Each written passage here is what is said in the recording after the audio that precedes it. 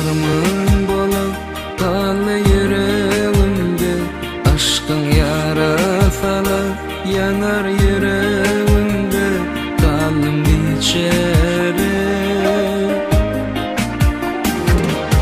Bu dünyada yıkıcı seni sevdim. Seni nece sevdim,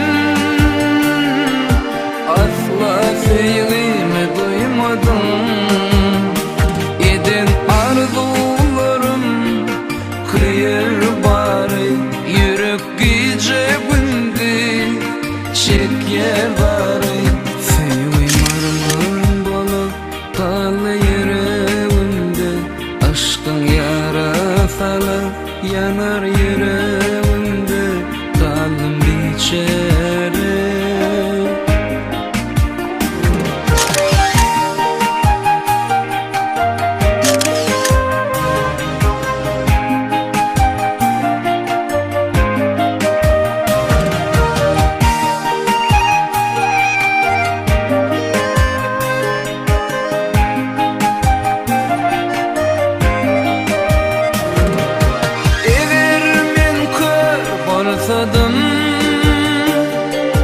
Asla görmezdim seni,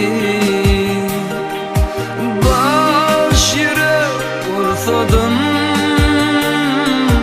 beyle sevmezdim seni.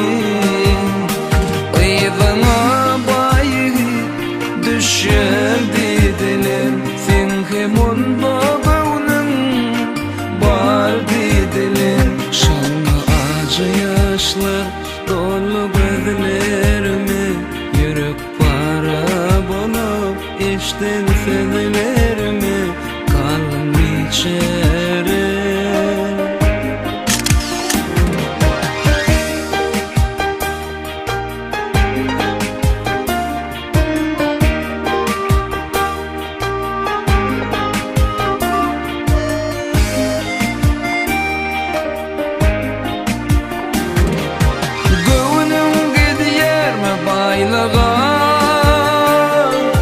Bakmadın men gariba,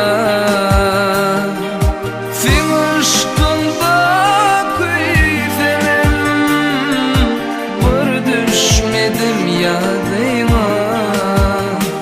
Aşık olmaydı geçir bari, yürek gece gündüz çeker bari.